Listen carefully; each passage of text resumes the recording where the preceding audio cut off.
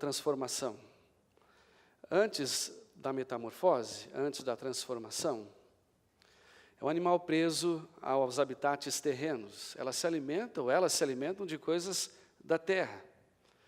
Enquanto estão no processo de alimentação para ter mais nutrientes dentro de si. Mas depois da metamorfose, depois da transformação, elas deixam o habitat da terra, deixam de comer os alimentos que estão acessíveis na terra, para alcançar novas alturas. A partir de agora elas podem voar, elas têm acesso a outros alimentos. É exatamente isso que significa a palavra transformação na Bíblia, sua metamorfose. A ideia que Deus tem, a determinação que está no coração de Deus, é que você possa entender esse processo, e você se deixe passar por essa metamorfose espiritual. Porque depois que você passar por esse processo de metamorfose espiritual, você não vai mais se contentar com o alimento que a terra pode te oferecer. Você vai passar a conquistar novas alturas.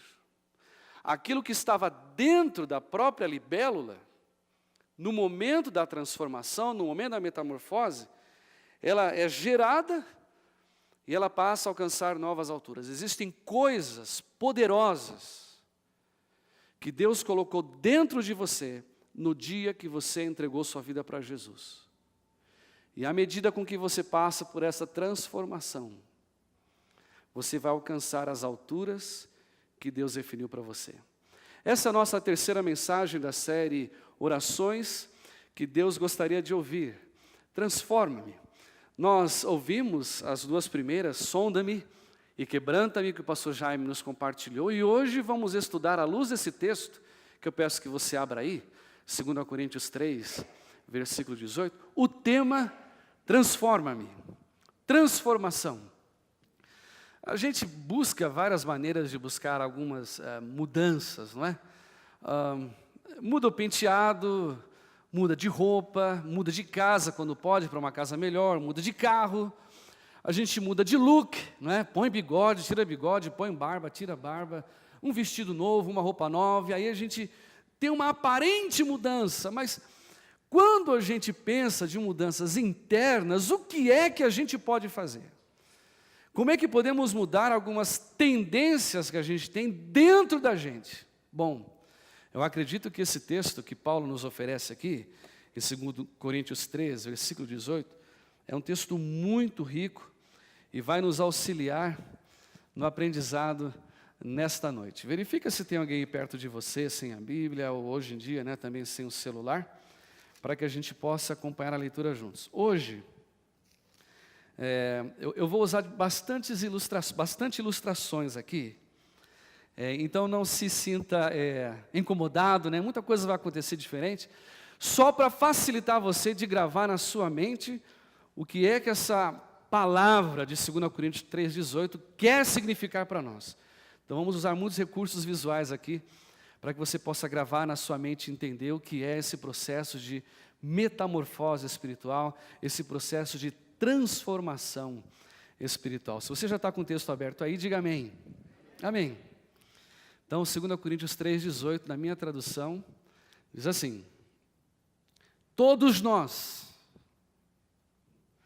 não é só o pastor Jaime, não são só grandes líderes, como o versículo anterior vai dizer, no caso de Moisés, não são só os presbíteros da igreja, todos nós, com a face ou o rosto desvendado, contemplamos como por um espelho a glória do Senhor e somos transformados. Algumas traduções trazem a expressão estamos sendo transformados. Ambas fazem parte deste processo, que pode ser um ato ou um processo.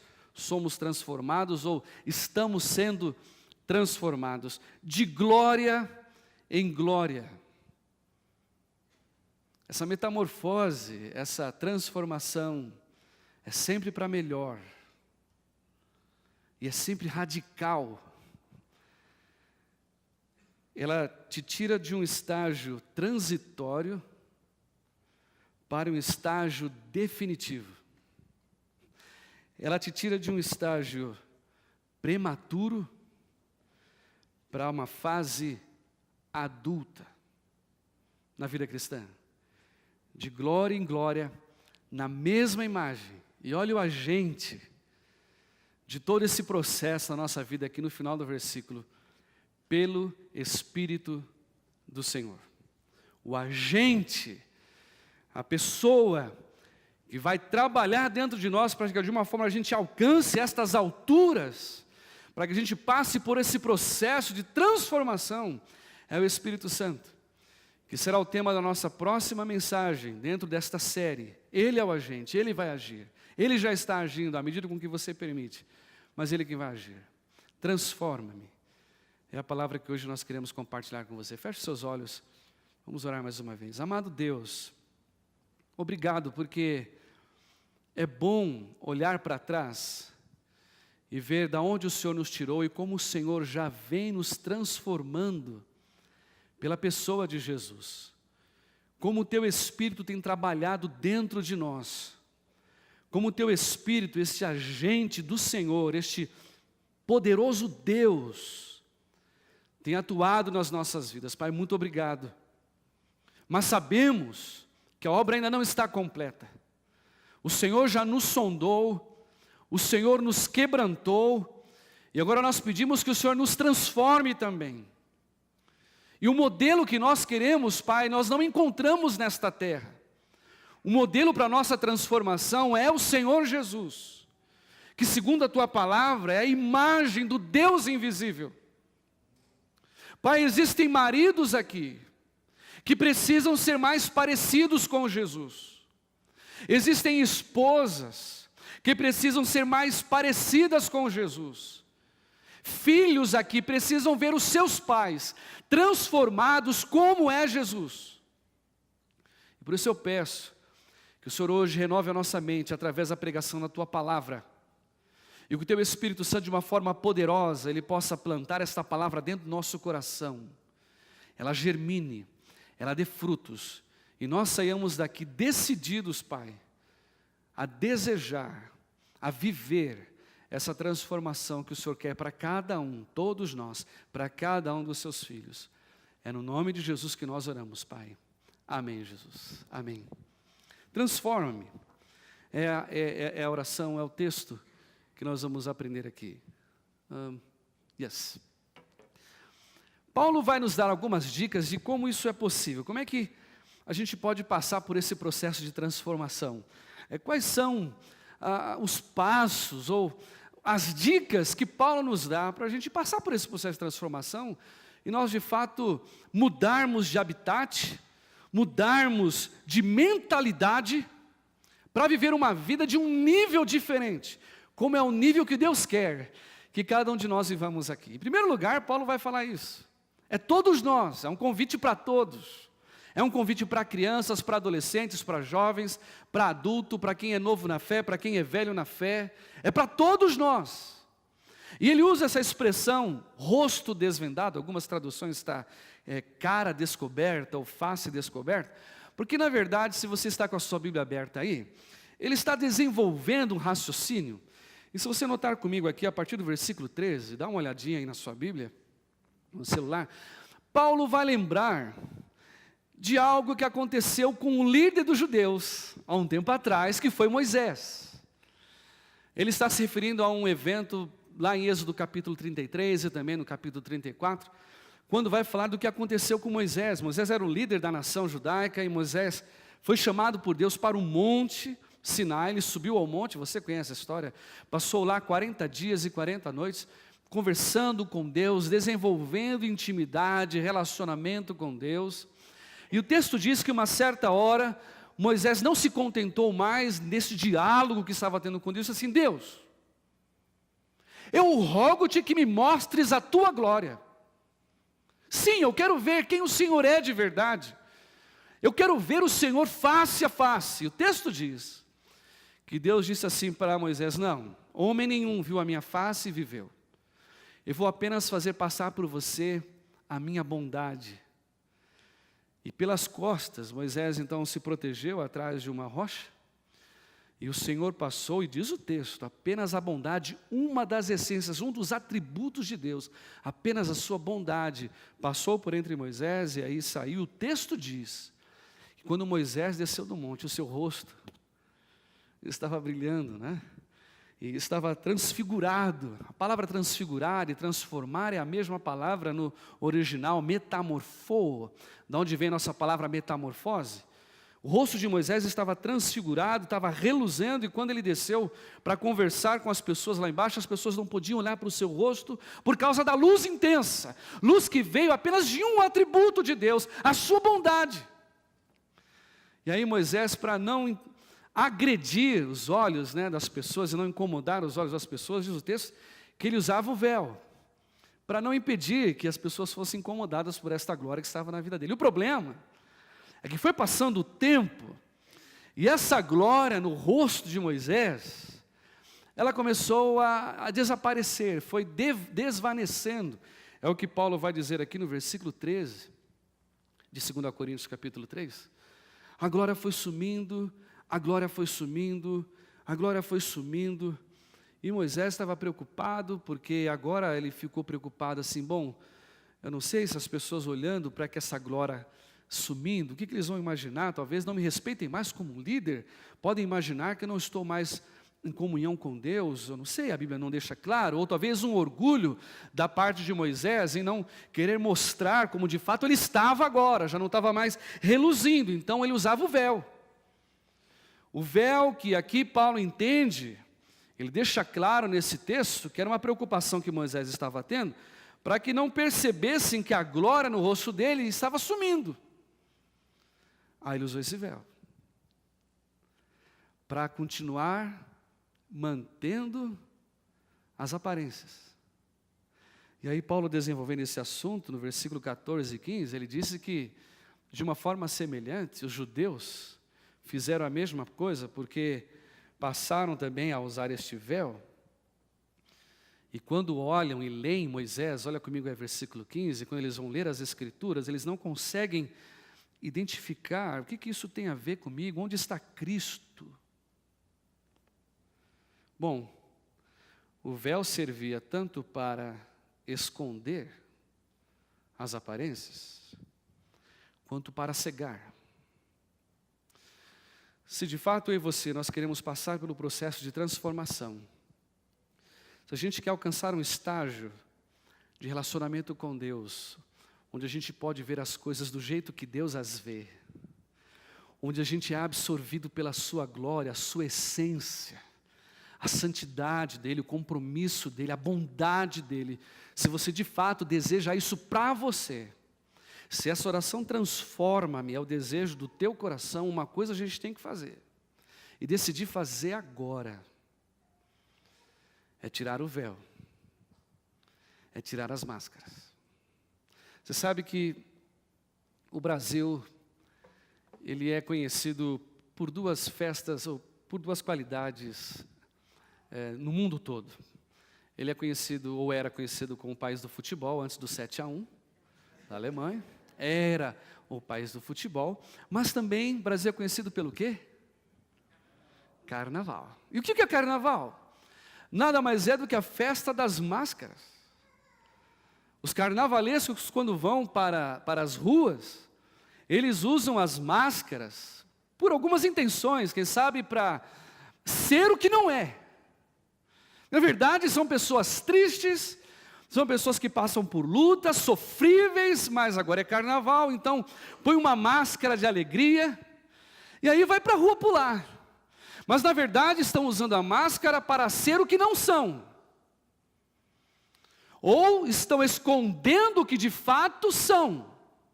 O problema é que o uso de máscara não é coisa exclusiva para brasileiro e nem é coisa exclusiva para carnavalesco. Muitas vezes nós também usamos as nossas máscaras. Muitas vezes nós também queremos esconder algumas coisas que nós somos. Ou nós desejamos ser alguém que nós não somos. E aí a gente veste a máscara, quando vai na igreja, né? Veste a máscara de pastor. E aí vai lá, porque agora estou indo para a igreja, então põe a máscara de pastor, aí fala diferente, né? Tudo bem, meu irmão, como está? Aquela máscara de religioso. Tem uns que usam uma máscara da alegria. Estão sempre com um sorriso, cumprimentando você, vai lá e para cá, mas por dentro estão quebrados. Gente que usa a máscara de sofredor, de corintiano, e vem para a igreja assim. São diversas as máscaras que a gente usa. O problema é que máscara é um engano, máscara é uma farsa. E o problema das máscaras é que chega uma hora que ela cai e deixa você numa situação constrangedora. Quando você de fato decide, não, eu quero ser transformado, eu quero ter uma vida diferente, eu quero viver algo novo, eu quero de fato que Deus transforme a minha identidade, você precisa se comprometer a tirar as máscaras. Conto uma história de um jovem que havia se formado em Direito no Brasil, e ele então decidiu abrir o seu escritório de advocacia. Ele abriu o seu escritório de advocacia, mas você sabe como é que é advogado no Brasil, é difícil quando começa, né? Até levantar os seus clientes, mas ele todo dia vestia lá a sua roupa de advogado, a sua máscara de advogado, ia com a muleta, né? Com a maleta.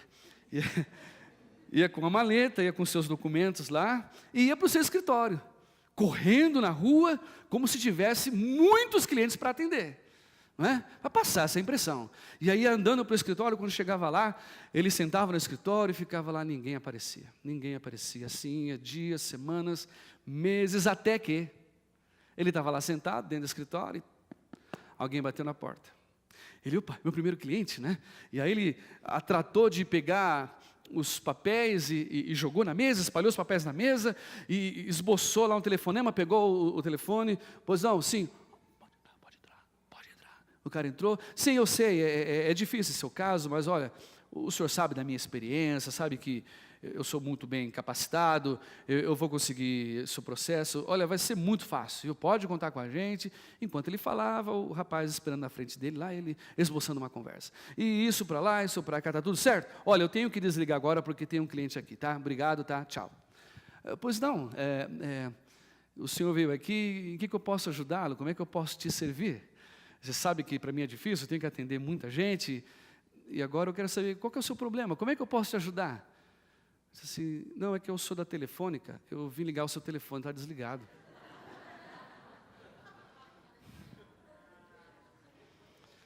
Quando nós vamos até Deus, 1 Samuel, capítulo 16, diz assim, que nós devemos tirar as nossas máscaras, porque Deus não se deixa levar pelas nossas aparências. Deus não é como um homem que vê a aparência, Deus vê o coração. Deus vê o rosto que está desvendado. Deus vê a pessoa que se coloca na presença de Deus como ela é. Deus, eu não consigo enganar o Senhor. O Senhor sabe como eu estou. O Senhor sabe quem eu sou, sabe da minha história. Mas eu tiro a minha máscara, porque eu quero ser transformado. Paulo diz, a primeira atitude, meu irmão, meu amigo, para sermos transformados por Deus e passar por esse processo de metamorfose é rosto desvendado, tire as máscaras. O segundo está no próprio texto, você está com a tua Bíblia aberta aí, tenho certeza. Diz, contemplando como por um espelho a glória do Senhor, somos transformados de glória em glória. Interessante que algumas traduções, eu não sei se você tem, a minha tradução é uma tradução antiga também, mas algumas traduções não trazem a palavra contemplando. Algumas traduções, inclusive em inglês, traz a ideia de refletindo. Qual que é certo? Contemplando ou refletindo a glória do Senhor? Ambas são possíveis. Se você considerar o contexto, que Moisés de fato estava contemplando a glória do Senhor, e depois ele também refletiu a glória do Senhor, as duas são possíveis, mas a maioria e a melhor das traduções prefere usar a palavra contemplando. Em inglês deve estar beholding. É isso.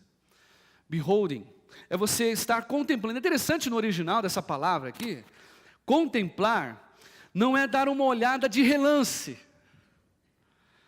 Não é uma simples olhada. É você parar para averiguar os detalhes. É você notar os detalhes. É você comer com os olhos. Fixar os olhos firmemente. É você investir tempo olhando e avaliando. Isso é contemplar.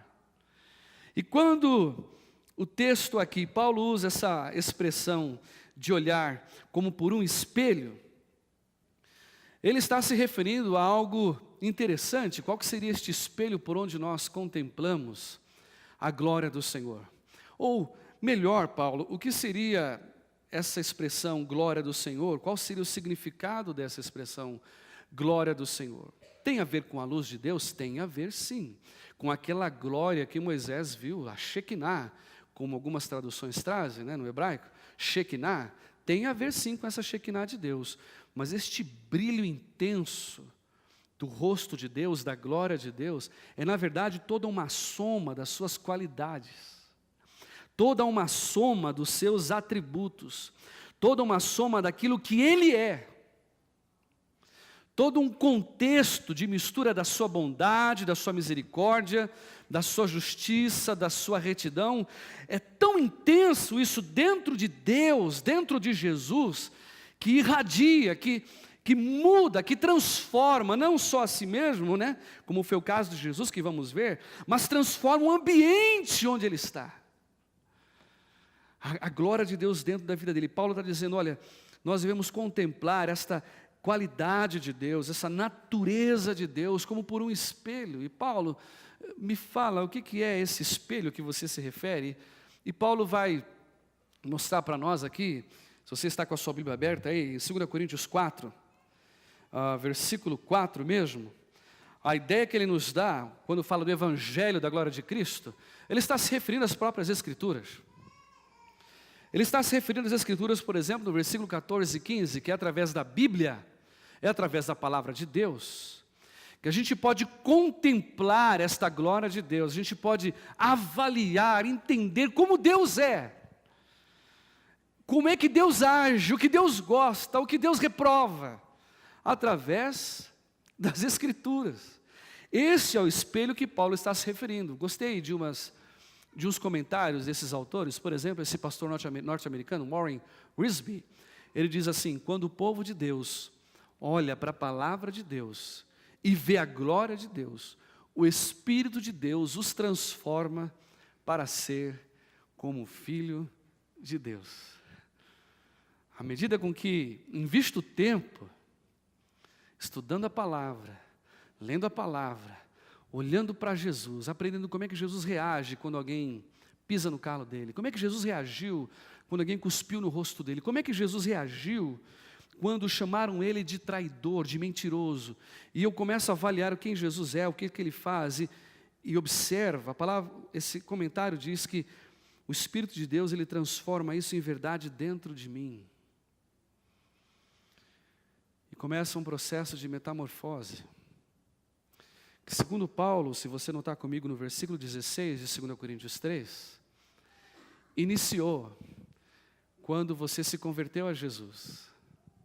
Deus tirou o véu que te impedia de ver Jesus, e a partir de agora essa transformação, ela se torna cada vez mais real, se torna cada vez mais profunda. Há um outro comentarista, usando também essa expressão da palavra de Deus, que diz o seguinte: contemplar a glória do Senhor é observar o caráter, os atributos e a sua vontade em cada parte das Escrituras. E enquanto contemplamos, enquanto mantemos relacionamento com Ele pela palavra, somos transformados mais e mais à sua glória. Somos capazes, pela ação e poder do Espírito Santo, de manifestar a sua graça, o seu poder e o seu caráter. Interessante. À medida com que me dedico às Escrituras, Deus passa a transferir para mim o caráter de Cristo. E caráter de Cristo é sim, sim, não, não. Eu falei, então eu tenho que fazer. Você vai perder dinheiro, pois é, mas eu falei, tenho que fazer. Isso é caráter. Quando eu leio as Escrituras, o Espírito de Deus transfere para mim a graça de Cristo. Perdoa. Mas está falando mal de mim, perdoa. Mas continua tratando e desfazendo toda a minha estrutura, porque está comentando coisas que são mentiras. Perdoa. Transfere para mim a graça de Cristo. Ele transfere para mim também o poder de Cristo. A capacidade que Jesus tinha da vitória sobre o pecado, da vitória sobre o mundo, da vitória sobre a tentação. Poder para orar, poder para curar, poder para perdoar. Isso tudo, Paulo disse, acontece quando você decide contemplar Jesus através das Escrituras. É como se você abre as Escrituras e na hora que você abre as Escrituras, ela salta ao teu rosto. À medida com que você vai lendo a palavra de Deus, que é viva e eficaz, como diz Hebreus 4:12, uma espada aguda de 2 gumes, que ela é poderosa e mais penetrante, que pode entrar na divisão da alma, do espírito, das juntas e medulas, e ela, a palavra, é apta para discernir os pensamentos e intenções do coração. À medida com que você investe tempo lendo a palavra, meditando na palavra, Deus imprime em você este caráter de Cristo dentro de você. Mulher, sabe por que o seu marido continua do jeito que ele está? Olha para quanto tempo ele gasta de estudo na palavra. Sabe por que você ainda se preocupa, isso te incomoda, os problemas na terra? Quanto tempo você investe com Deus lendo a palavra? Lâmpada para os meus pés é a tua palavra e luz para o meu caminho.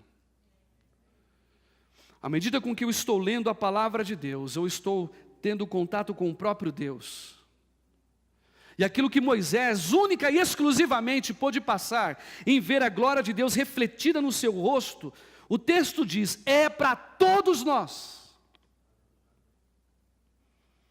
Não é privilégio para pastor, não é privilégio para presbítero, não é privilégio para líder ou para gente que é antiga de igreja, é para todos nós. Desde que você invista tempo com a palavra. Mas pastor, por que eu conheço gente que lê tanto a Bíblia, conhece tanto versículo de cor, e não muda nada? Ainda continua lagarta, não virou libélula, não passou por uma transformação, por uma metamorfose. Por quê, pastor? Porque Tiago 1, versículo 22 diz assim, sede cumpridores da palavra e não somente ouvintes. O problema é que a gente quer ser transformado de glória em glória, pela glória de Deus, né, a imagem de Deus, de culto em culto.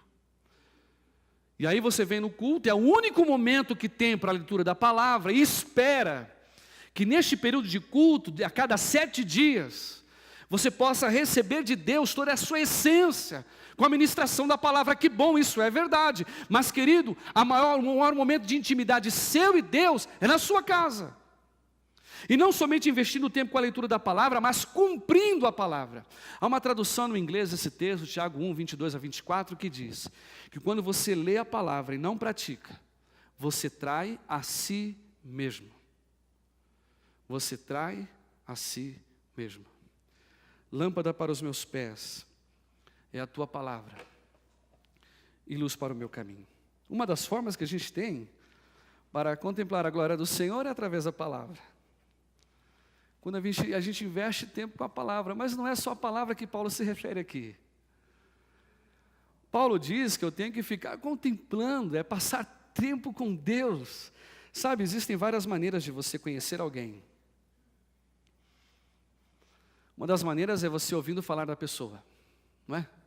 Você ouviu falar da pessoa, então você obtém informações da pessoa e passa a conhecer a pessoa como ela é, não é? Eu lembro que quando viemos para cá, a minha família, nós não conhecíamos ninguém daqui, e apenas tínhamos um contato da Luísa e do pastor Jaime, um amigo nosso em comum, Nobu, pastor Nobu, que fez o meio de campo, e eu passei a conhecer o pastor Jaime, passei a conhecer a Luísa, do que o pastor Nobu me falava, né?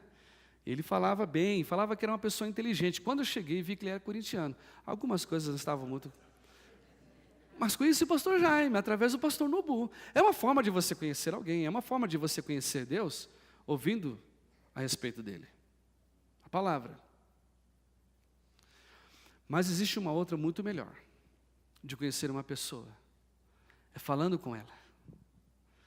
É contemplando, é vendo as suas reações, ver como ela fala, ver como é que ela age, não é? Ver como é o sorriso, é você passar tempo. Quem conhece melhor você é o seu próprio marido, ele dorme com você, levanta com você, acorda com você, vai no mercado com você, dá o cartão de crédito para você. Quem conhece você melhor é o seu marido. Investe tempo. Eu me lembro que, por exemplo, a gente aqui, graças à nossa igreja, a gente tem o privilégio de ter pessoas de diversas partes do país, né, lá do Brasil, e...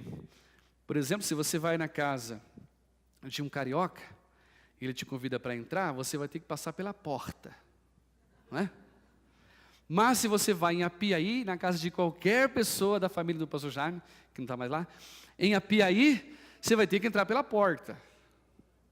Mas se for para São Paulo, é a porta, não é? A gente aprende, quando a gente passa tempo com carioca, tempo com mineiro, tempo com um gaúcho que toma leite quente, a gente passa a adquirir as formas dessa pessoa. Eu lembro que, assim que eu cheguei, aqui, minha família, nós não sabíamos quase nada de inglês, e muita gente foi nos ajudar, visitar. Um deles foi o Eli. O Eli está aqui? Não, ele deve estar cuidando está lá embaixo, né? O Eli é baiano. E aí o Eli lá conversando comigo, né, tal, e o Eli, por ser baiano, falando como é que era o Canadá, mas explicando também, do jeito dele, como baiano, explicando como é que as coisas funcionavam, o que eu tinha que falar, se alguém me perguntasse isso, perguntasse aquilo, como é que eu ia responder em inglês. E a gente conversando, chegou uma pessoa, né, lá no prédio, a pessoa perguntou assim, você sabe onde é o office aqui? Aí na hora, imediatamente, eu fui responder e disse assim, I have no idea. Quando eu vi, uau! Eu passei alguns minutos com Eli. E passei a aprender o baianês rapidinho. Até falando inglês com um sotaque baiano. Por quê? Passei tempo com Eli. Uma pessoa que passa tempo com um São Paulino, logo é muito inteligente, sábio. Pega rápido as coisas. Uma forma de você contemplar alguém é passar tempo com esta pessoa. E vocês notaram o texto aqui que foi compartilhado pelo João? Quando ele falou de Jesus. Ele, segundo as Escrituras, que é o próprio Deus, ele não perdia tempo com outras coisas, a não ser investir tempo na pessoa que ele mais amava, que era o próprio Deus. Por que Jesus, sendo o próprio Deus, precisava orar tanto? E ele orava.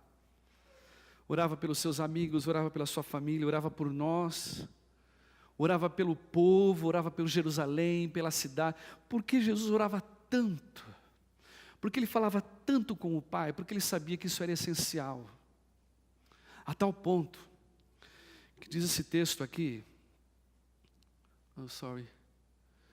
em Lucas 9, 29, da transfiguração, no Monte da Transfiguração, que foi o texto que João leu, João mencionou aqui, em que Jesus quis ensinar algo para os seus discípulos mais chegados. Olha, vem cá, eu quero te ensinar o segredo de uma vida transformada. E aí Jesus leva Pedro, Tiago e João ao monte, e diz o texto que quando ele começou a orar, Ele passou por uma metamorfose, é a palavra metamorfose, transformação, mesma palavra, transfiguração. Algumas Bíblias em inglês, inclusive, trazem essa palavra transfigurou-se, em 2 Coríntios 3,18. Ele se transfigurou e diz o texto que a aparência do seu rosto, a semelhança de Moisés, começou a reluzir, porque estava passando tempo de intimidade com seu pai. Ora, quando a gente passa tempo na presença de uma pessoa, a gente já adquire os traços da pessoa, quanto mais na presença de Deus. Jesus passando tempo na presença de Deus, o seu rosto se transfigurou, e diz o texto, além do que aconteceu com Moisés, que este brilho, ele passou pelas suas vestes, de uma tal forma que iluminou o lugar onde ele estava. E o próprio Pedro, Tiago e João, quando perceberam isso, foram também atingidos pela própria glória que estava com Jesus. Quando ele passou a orar, ele se ajoelhou e orando ao Senhor, investindo do tempo de oração, falando com o Pai, abrindo o seu coração, porque os momentos que estavam por vir eram momentos difíceis, momentos de luta que ele ia passar, ele tinha que orar. Porque é esta a atitude que nós devemos tomar em momentos de crise, não é chorar, não é se lamentar, não é desesperar, é orar. E Jesus estava orando, e à medida com que ele orava e falava com seu pai, as suas vestes começaram a brilhar. De forma que Pedro, Tiago e João viram também ao seu lado Moisés e Elias, mas o texto diz que o foco estava na pessoa de Jesus, o brilho era do seu rosto, o brilho era do seu corpo, que estava brilhando, porque ele passava tempo na presença de Deus, falando com o Pai. Quanto tempo você passa na presença de Deus? Quanto tempo você investe falando com Deus? Irmã, ore pelo seu marido. Peça para Deus tratar no coração dele para ele orar mais. Irmão, ore pela sua esposa.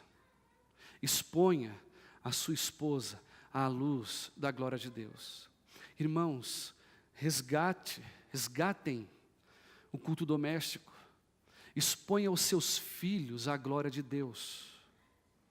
Exponha as suas crianças a toda a essência de quem Deus é. E você vai ver o quanto que Deus pode transformar a vida do seu filho, transformar a vida da sua esposa, transformar a sua própria vida. Como é que você sabe se uma pessoa foi ou não foi à praia? Como é que você sabe se a pessoa passou um tempo de férias no litoral, numa praia ou não? Quando você olha para o rosto está queimado. Puxa, você estava exposto ao sol, é verdade. Como é que você sabe quando uma pessoa passa ou não passa tempo com Deus através da leitura da palavra ou da oração? É pelo ambiente. Como é que ela transforma o ambiente? Reluz da vida dela ou não? Há uma luz que emana da vida dela, que é a própria glória de Deus ou não? É assim que a gente percebe se uma pessoa passou ou não passou por uma metamorfose espiritual. Porque investe tempo com Deus. E olha, o que Deus está determinado a fazer é uma metamorfose. Metamorfose é transformação, não é adaptação. Verdade. Porque tem muita gente que se adapta. Tem muita gente que, em vez de se assemelhar ao que uma libélula ou uma borboleta faz, procura viver como um camaleão, se adapta. Pessoas adaptadas, elas procuram ter uma vida melhor, né? Procuram melhorar em algumas áreas. Elas tentam não mais cometer as suas más atitudes. Uma pessoa transformada, ela abandona as más atitudes. Um fofoqueiro adaptado, ele vai falar um pouco menos da vida das pessoas.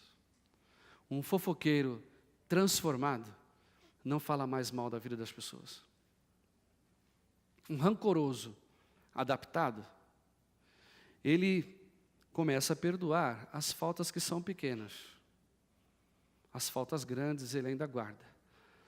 Um rancoroso, transformado, ele é livre para perdoar. Não mantém mais registro dos erros. Nem se lembra. Porque foi transformado. Sabe, o que Deus quer é que a gente passe por essa metamorfose à luz do que nós vimos com a libélula. E o que é interessante, quando acontece com a libélula, ou a própria borboleta, a primeira coisa que elas fazem, na época da transformação, elas saem da terra, por onde andam, e sobem numa haste. Quer seja um tronco de árvore, ou uma planta, e ficam ali. Até chegar o momento em que elas vão passar pela metamorfose. Chegou o momento de você deixar de viver essa esfera da terra e subir na sua própria haste. E a haste que Deus deixou para nós é aquela ali. É a cruz do Calvário. É você ir até a cruz e dizer assim: Pai, começa agora esse processo de transformação na minha vida. Sabe, outra coisa interessante da libélula, que a metamorfose ocorre debaixo de um processo de muita dor.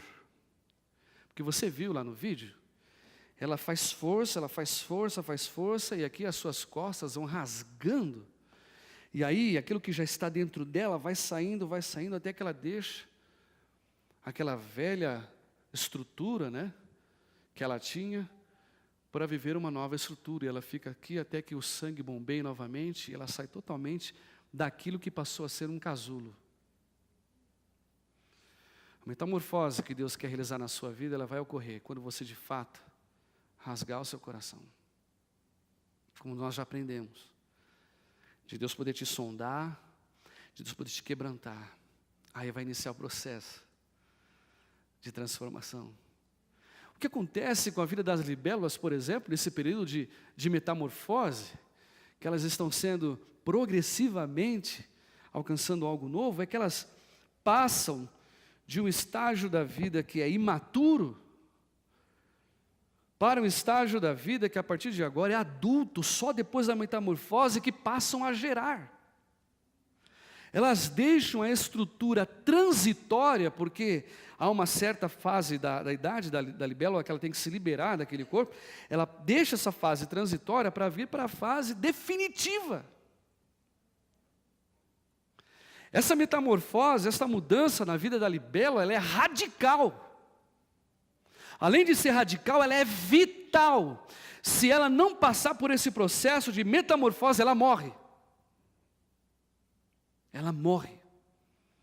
Ela precisa passar por esse processo.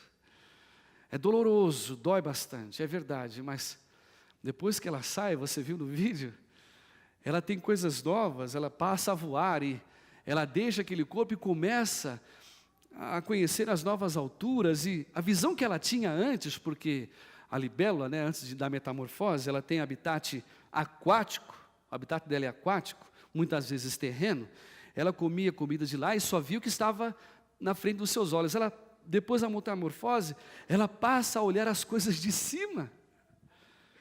Sabe onde estão as coisas?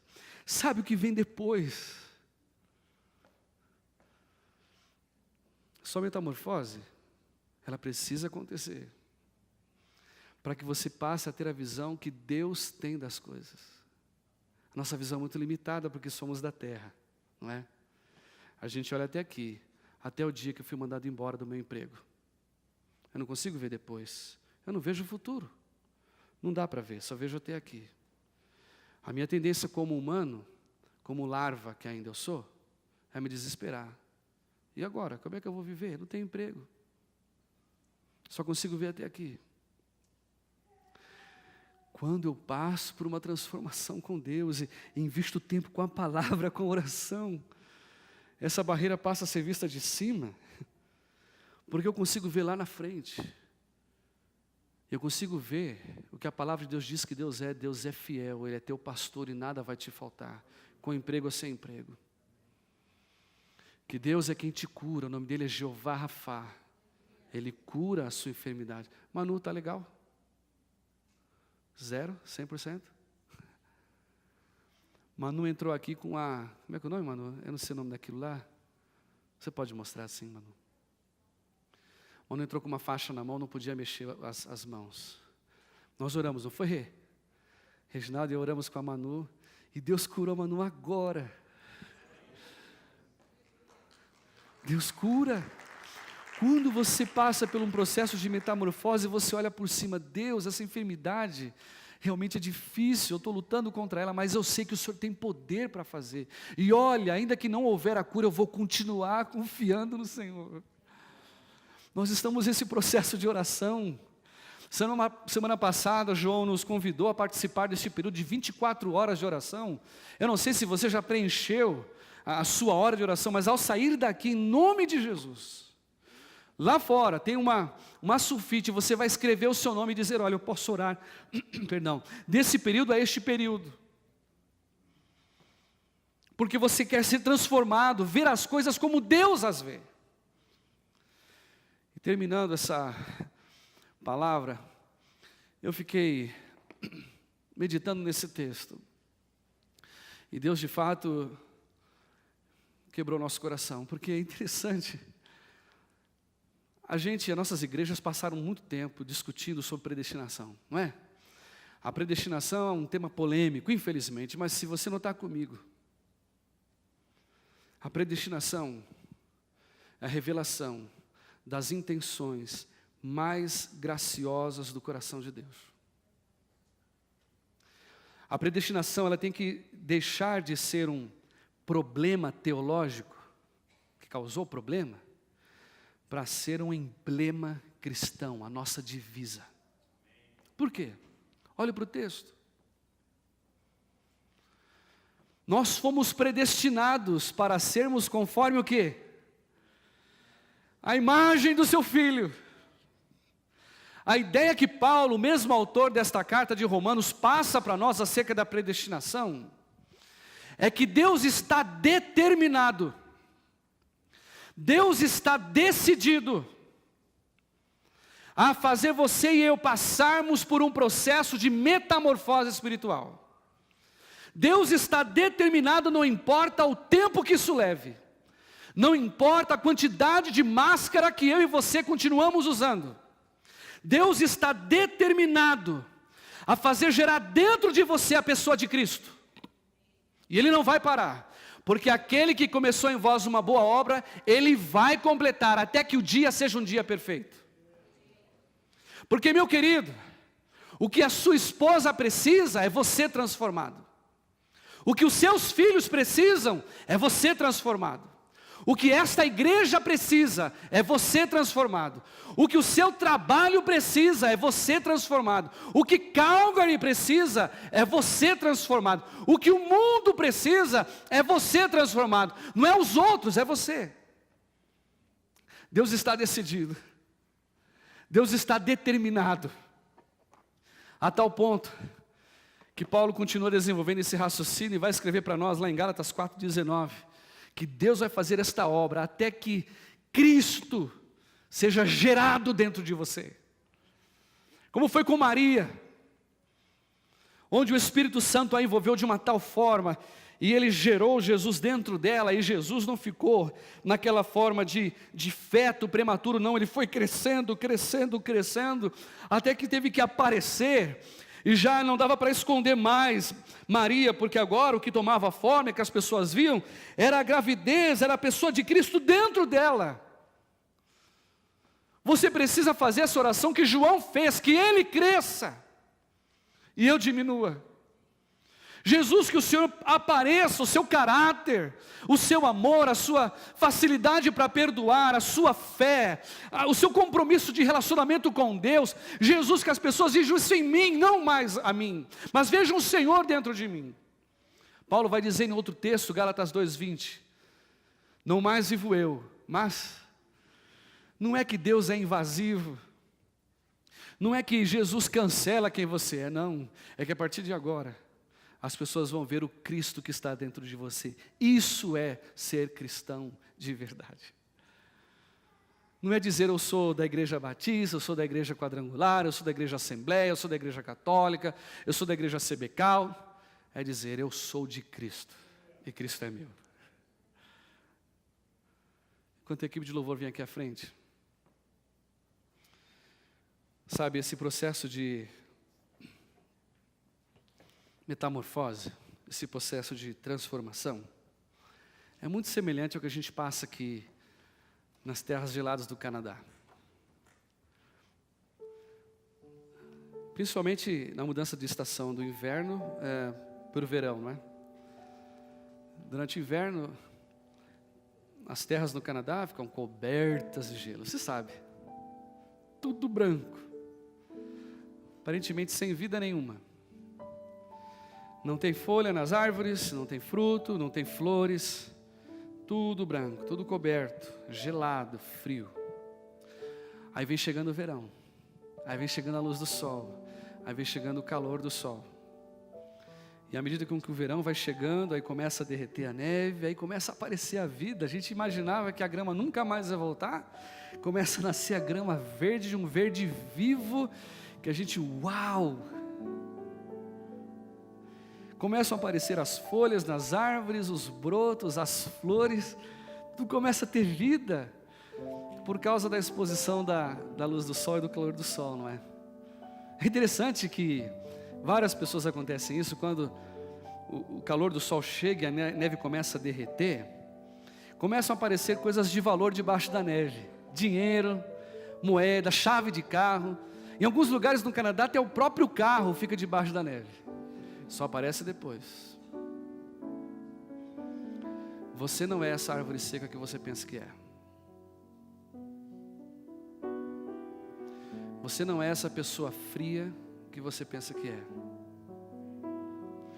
Tem algo grande de Deus dentro de você, que o Espírito de Deus colocou dentro de você. O poder de Deus, o caráter de Deus, a graça de Deus já está dentro de você. O que você precisa fazer agora é se expor à presença de Deus. É se expor não à luz do sol, nem ao calor do sol, mas se expor à pessoa de Jesus, que é a luz do mundo e o sol da justiça. E à medida com que você se apresenta a Jesus, como foi aqui ilustrado, e você se entrega e se abre diante de Jesus, Ele começa então a fazer de dentro de você aparecer o Cristo, que já está em você. E essa pessoa de Cristo que já está dentro de você começa a crescer, e você tende a diminuir a sua tendência, as suas tendências, a falta de perdão, ao rancor, a ira, ao ódio, a gritaria. Isso tudo vai se esvaindo, enquanto a glória de Deus toma lugar dentro de você. Vem para Jesus, deixa Deus mostrar o homem de valor que você é. Vem para Jesus, irmão. Quanto tempo você orava, você tinha intimidade com a palavra, mas agora o brilho foi se apagando, e aí a gente ainda precisa manter a máscara. Vem para Jesus, deixa Ele fazer novamente aquele fervor que você tinha no início da sua vida cristã, reacender novamente. Por que nós não cantamos para Deus: renova-me? Deus, cria em mim um renovo, cria em mim uma transfiguração, uma transformação de dentro. Agora que o Senhor já me sondou, agora que o Senhor já me quebrantou, me transforma. Faça com que Cristo apareça de dentro de mim. Vamos ficar de pé. Vamos cantar esta canção. Mas cante essa canção como se fosse a sua própria oração. Renova-me. Renova-me, Senhor Jesus. Já não quero ser igual.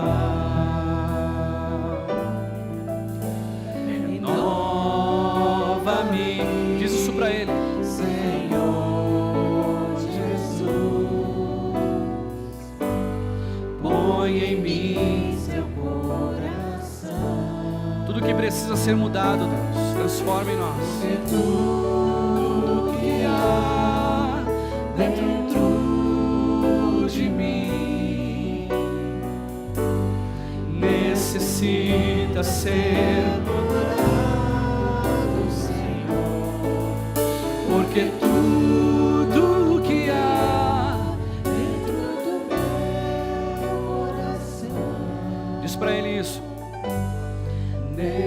necessita mais de ti. Quantos instrumentos estão tocando ainda? Se você de fato quer se rasgar hoje diante de Deus e pedir: Deus, novamente me transforma, faz aumentar minha força em mim, vem aqui para frente, vamos orar por você. Enquanto cantamos essa canção novamente, você pode vir aqui à frente e vamos orar para Deus de fato transformar o seu coração, o meu coração. Enquanto cantamos: renova-me, Senhor Jesus. Já não quero ser igual. Além de cantar, tome a sua atitude diante dele. Renova-me, Senhor Jesus. Deixa Deus trocar o seu coração. Põe em mim seu coração, porque tudo que há dentro de mim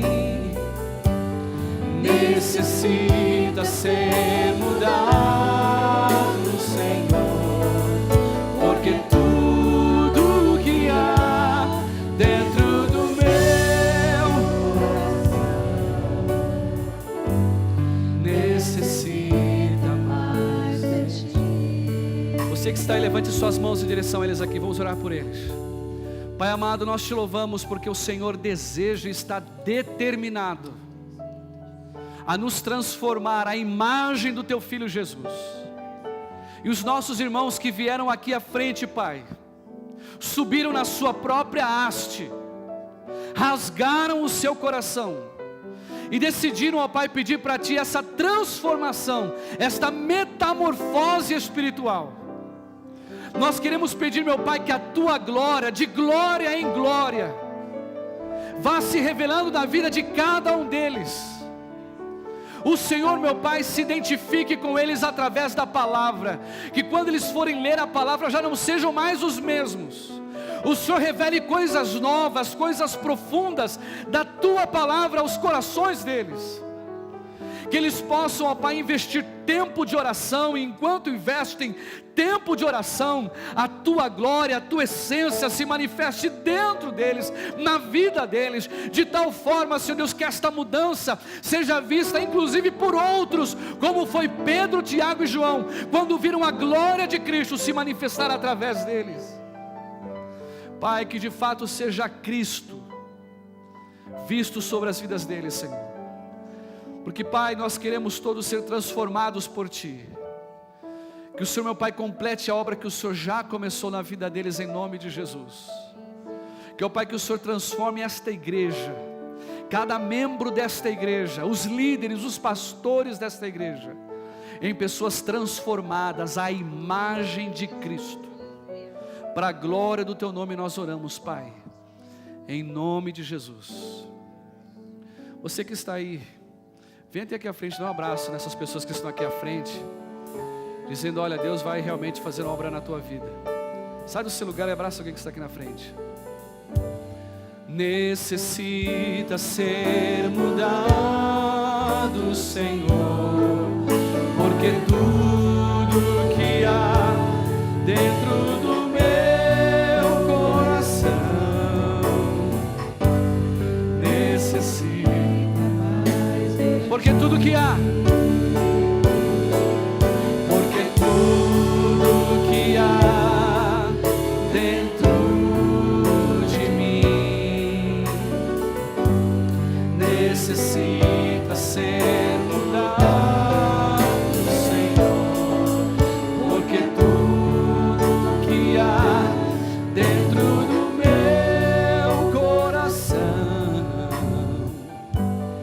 necessita mais de Ti, necessita mais de Ti, necessita mais de Ti, necessito mais, necessita mais de Ti. Vamos orar, feche seus olhos. Pai amado, obrigado por este dia, pela Tua palavra, obrigado pelo que aprendemos, mas nos ajuda a não sermos somente ouvintes esquecidos da Tua palavra, mas praticantes da Tua palavra. Obrigado pelo processo que o Senhor já começou de transformação na vida de cada um de nós, para que a glória seja apenas de Cristo. A Ele seja dada toda a honra e toda a glória, em nome de Jesus. Pai, em Teu nome, nós queremos orar sobre o Teu povo. O Senhor te abençoe e te guarde. O Senhor faça resplandecer o seu rosto sobre ti e tenha misericórdia de ti.